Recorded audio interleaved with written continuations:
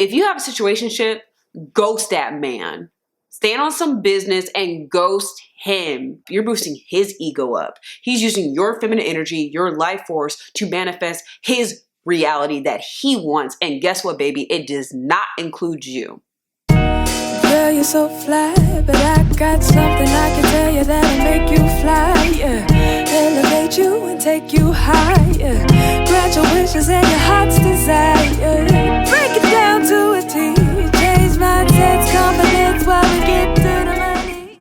Hey everyone, my name is Surya and welcome back to my channel, Counting Her Coin, where I share level up tips to help you thrive in your feminine energy, your finances, mindset, and lifestyle. So if that sounds like something you're interested in, please go ahead and subscribe, hit the like button, and share this video with a friend. Today's video is going to be really exciting and fun because it's about feminine energy. It's also going to hone in on how to shift from wounded feminine energy to healed feminine energy, a healthy energy. Your feminine side is expressed when you're moving with the flow of life. You are confident in who you are. You are confident in your needs and desires, and you are not afraid to vocalize and articulate them. You also are deeply in tune with your intuition and your inner thoughts. You listen to yourself. You don't abandon yourself, and you don't ignore what you really want and how you're feeling. You also are in a beautiful flow of creative energy. Feminine energy is very transformative. It can manifest. It can create. What does a woman in her wounded feminine energy looks like? It looks like a people pleaser, a doormat, someone that seeks validation from others, especially men, don't know how to vocalize their wants and desires. They suppress their emotions. Someone that is living in their healthy feminine energy is the opposite. They do not seek validation. They do not need approval from others. They have no problem vocalizing their needs and their wants. They're not going to just stand in a corner and take it. Okay, they're not gonna handle mistreatment, and they're not afraid to walk away. They have no problem standing on business. Okay, they will leave if you do not treat them right, and they will not tolerate the disrespect. So I want you to imagine a river flowing through a big forest. Okay, I want you to imagine the animals that use the river to hunt, to feed themselves, to bathe themselves. Think of the villagers that live amongst the animals in this forest that also use this water to water their crops, to feed themselves, to bathe themselves. They use it to hunt, to fish. Everyone in this forest needs water. They need this river. Without this river, there is no forest. So now I want you to imagine a dam. I want you to imagine a dam blocking the flow of water that was flowing through the whole entire forest, feeding everyone. Those people, those animals would be forced to leave. The river would dry out. There would be no fish. There would be no water. They would have to leave. They would have to move. They would find another forest, or they will die. That blockage, that dam, is wounded feminine energy. That blockage represents life experiences that distort your feminine flow, that distorted your feminine energy. What are those blockages? It can be a few or a combination of many life experiences that keep you from living in your feminine flow. Trauma, parental trauma, poverty, living in survival mode, unworthiness, shame, guilt, emotional and physical abuse, low self-esteem, self-sacrificing tendencies, societal conditioning. How do we restore our feminine flow? How do we go from wounded feminine energy to healed?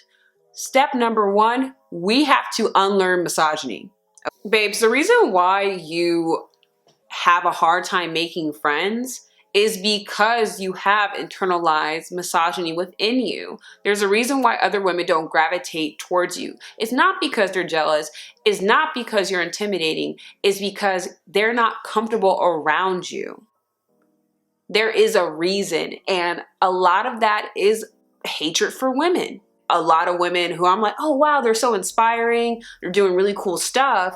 And then when I sat down and got to know them and I would listen to them talk, they were bitter, they would talk about other girls, and I was appalled. I was like, oh, let me reverse this action because like we cannot be friends. A lot of us grew up with moms who did not know how to be a good friend. They did not have a strong friend group of women in their lives.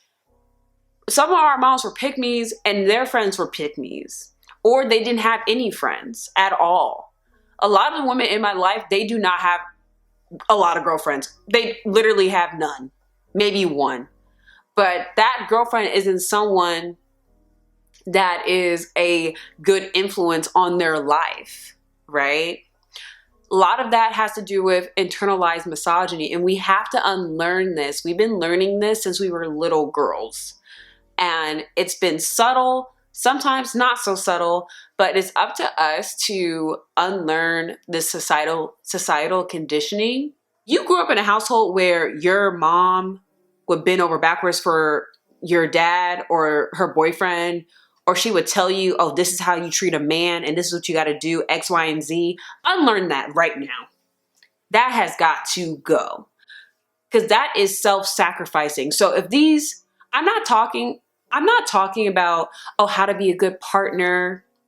Oh, I love doing these things for your dad because he makes me feel special. No, like, oh, I have to cook, clean, I have to do this, I have to get, like, no. If everything that you do is self-sacrificing and taking away from you, taking away, draining your life force, that is self-sacrificing. If your life force is getting drained, if the women in your life that raised you and told you this is how it is, and you see them and you absolutely don't want their life, you should not listen to them. What they're doing is self-abandonment.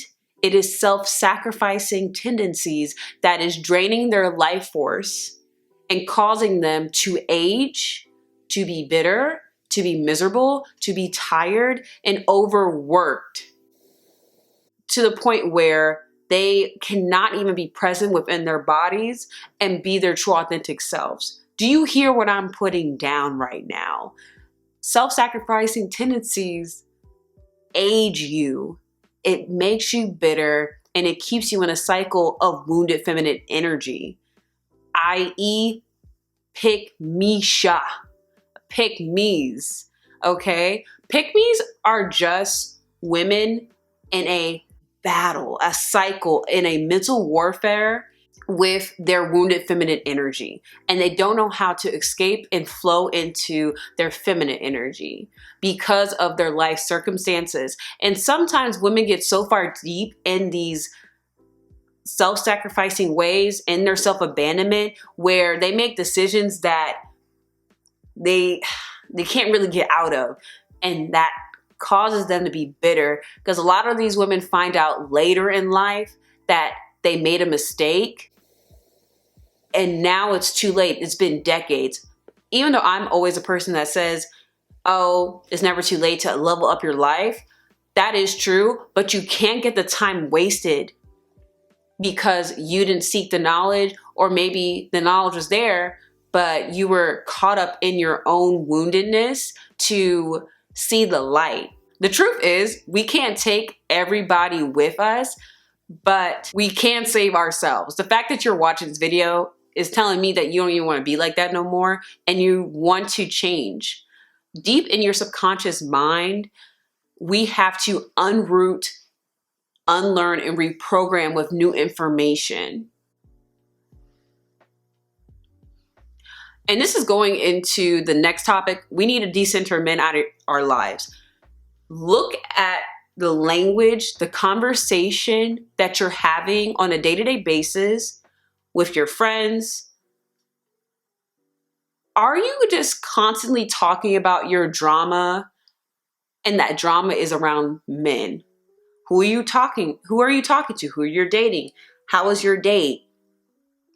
Who are you hooking up with? Your situationship drama. Girl, I'm gonna need you to get a life and get a grip on reality. Once upon a time when I was in my wounded feminine energy, the topic of conversation was around a man, constantly. Okay, it was constantly about men. I was that friend that had crazy stories about the guys I was dating. I was that friend, the sad friend, unbeknownst to me. It's not cute. It's really not cute. And it really just says that you don't have a lot going on in your life outside of relationships. So we need to take a step back. If you have a situationship, ghost that man. Stand on some business and ghost him. No explanation, change your number, block them on all socials. Don't reply, go ghost. In this era of healing and leveling up, we can't have any distractions. The only one that's benefiting from this situationship is the man. Giving our body, our life force to men who don't deserve it doesn't do anything for us but depletes us. Feminine energy that you had, the little that you had, and you're giving it to another man. And now that is boosting him up. You're boosting his ego up. He's using your feminine energy, your life force to manifest his reality that he wants. And guess what, baby? It does not include you. You're making him feel good. Oh, he's getting down with you. He's probably bragging to his friends. He's feeling good. He's probably going to the gym right now because he's feeling himself. Well, he won't even ask you on a date. He won't even take you nowhere. He also doesn't want to confirm the relationship. He's going with the flow. The only flow he's going with is your feminine energy that is flowing into him and out of you. Ghost that man and don't look back. No more casual sex. I will not be explaining this anymore. No more casual sex. There shall be no more casual sex in 2024. Some women are no better than men. You have to get a grip on your coochie, okay? You have to get a grip on reality. You have to get a grip on your sexual urges. They should not be controlling you to the point where you're not even thinking logically. A lot of times when you are engaging in a lot of casual sex, you are filling a void that was not filled when you were a kid. You feel unwanted, you feel unheard, you feel unloved. Instead of filling a void with empty sex and meaningless connections, fill that up by pouring into yourself. I highly recommend you take a dating hiatus. I'm not saying you're going to be celibate forever, but just take a break, especially if you're in the cycle of constant heartbreak, cycle of getting played, a cycle of then engaging in casual sex. You find another situationship, and then the cycle continues all over again. The dating hiatus helps you break the cycle. And what matters during this hiatus is super important. And this is where the work really begins, because you're not distracted by a warm body anymore. You have to release the rage and the shame and guilt you have from your past traumas. A lot of women have been through a lot of difficult life experiences, sexual trauma at a young age, the R word, abusive parents, neglectful parents, abuse from relatives.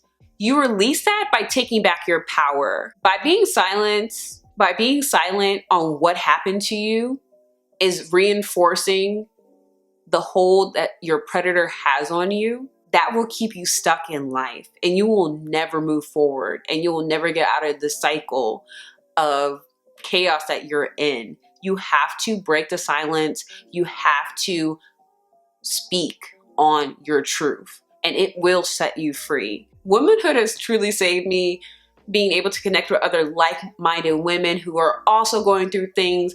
And just by sharing your story and listening to other people's stories, you heal.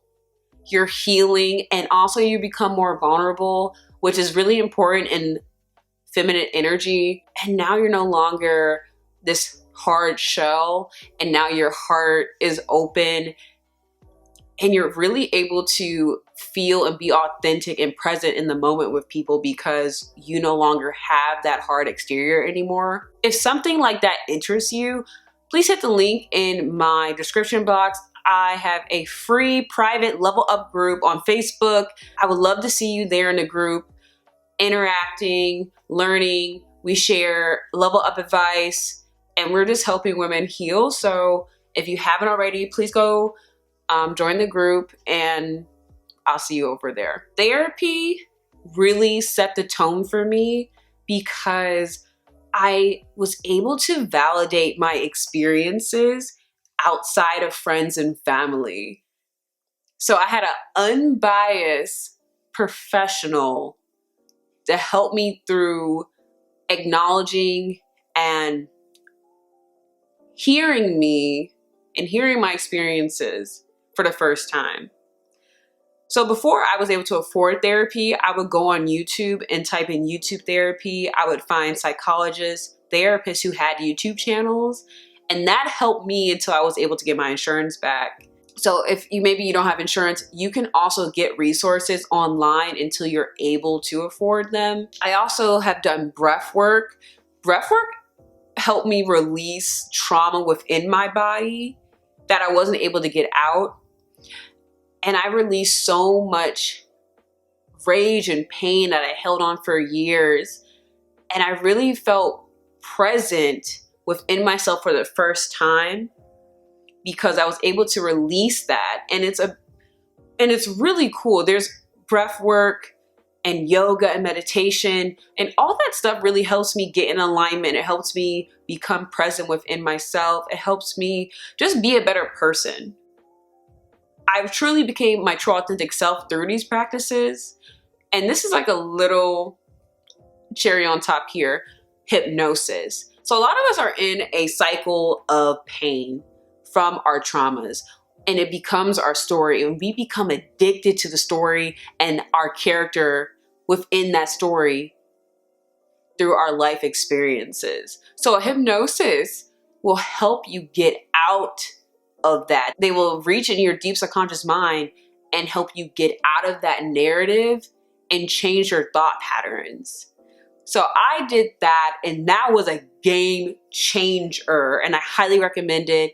Just Google a hypnosis in your local area and see if you would like to work with them. It really helped me, and I know it will help you too. Let's talk about mirror work. For over a year, I would tell myself I love myself in the mirror 30 times in the morning and at night. I also would say, after I said I love you, I told myself that I forgive myself and I'm proud of myself. I release the guilt I had over things that happened in my life. This is how you build confidence and self-validation. Think about it. How often do you hear I love you on a daily basis outside of your loved ones?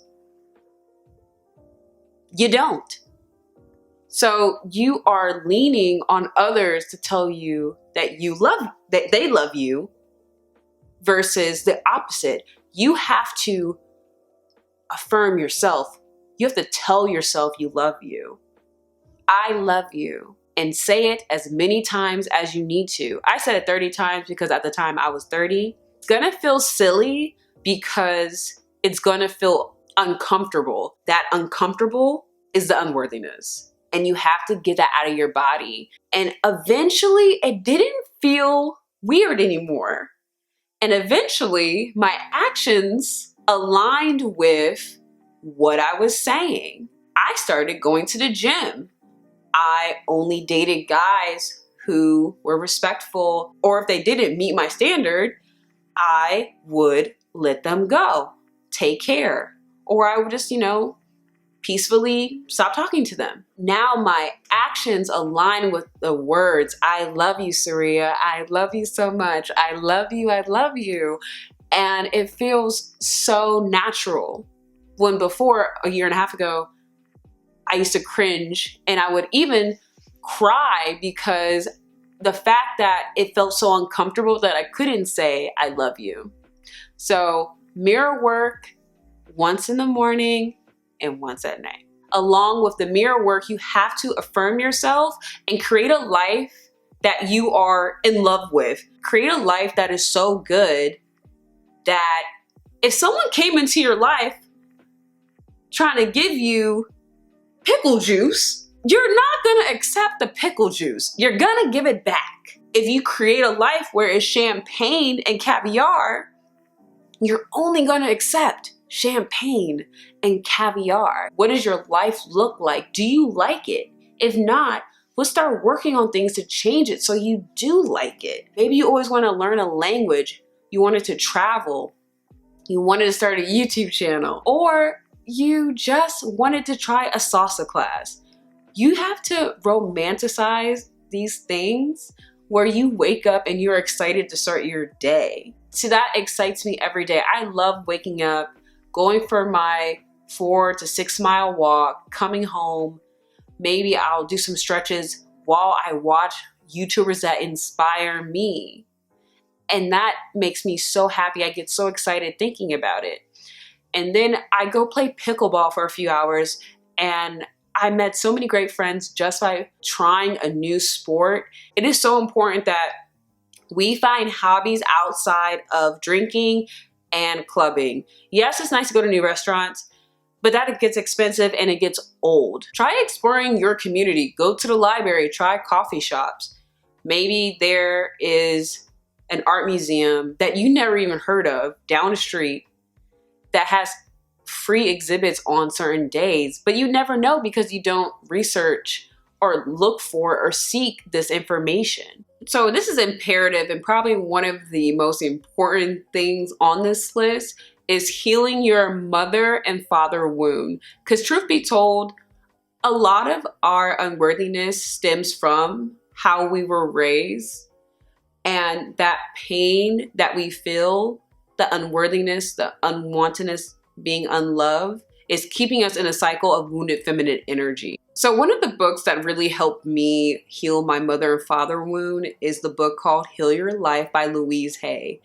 And I think I listened to that book maybe 55 times, if not more. Because every time I listened to the book, I learned something new. And that book really simplified me being in a cycle of pain, being addicted to that cycle of pain, and the story of my traumas and my hurt kept me where I was at. It kept me in my pain. The truth is, your parents are humans, and the book helps you see them just as so. They are humans. They have their own life. They have their own trauma. They have their own insecurity. They have their own problems with lack, and they went through things you couldn't even imagine. And once it was broken down to me like that, I was able to get out of that cycle of pain.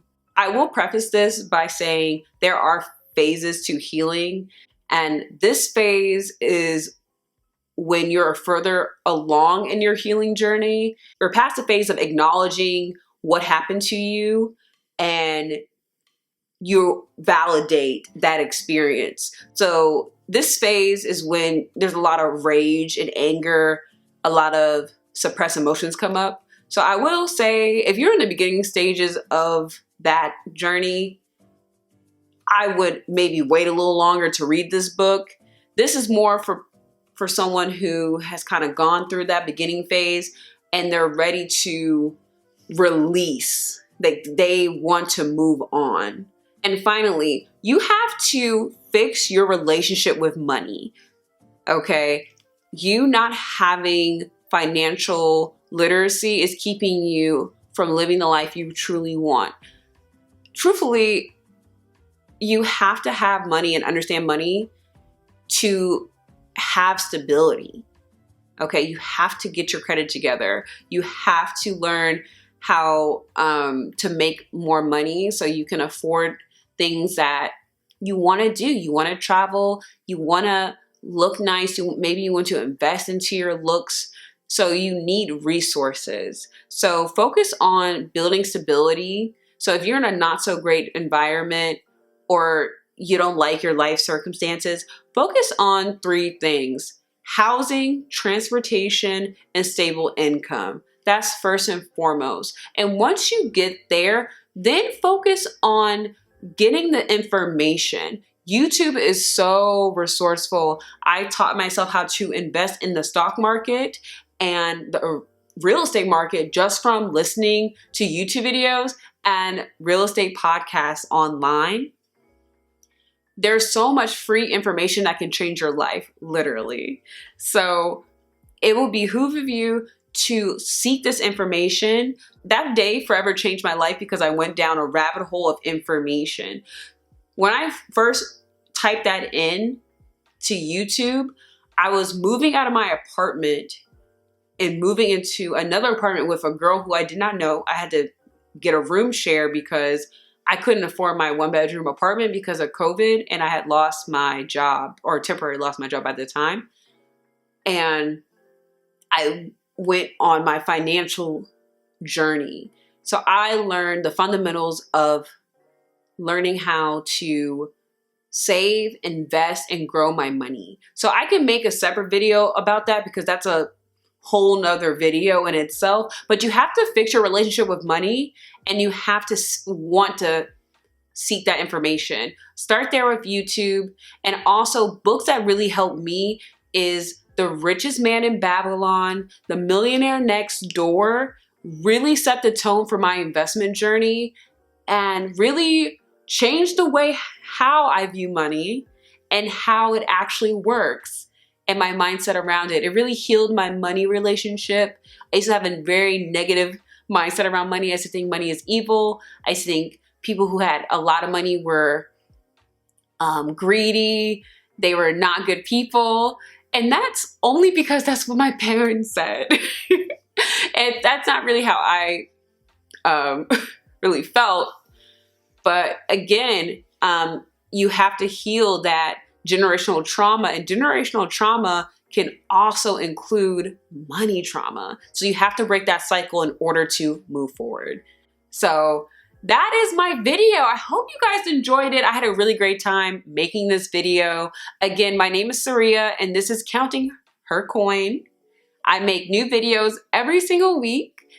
And don't forget to like and subscribe to my channel if you're new here. Share this video with a friend. And also, check me out on social media. I'm pretty popular on TikTok and Instagram, and I would love to see you over there. And if you would like to be around other like-minded women, please join my free Level Up group on Facebook. All these links will be in my description box. I cannot wait to see you guys over there. So thank you again for watching this video, and I will see you next week with a brand new video. Bye. Girl, you're so fly, but I got something I can tell you that'll make you fly, yeah.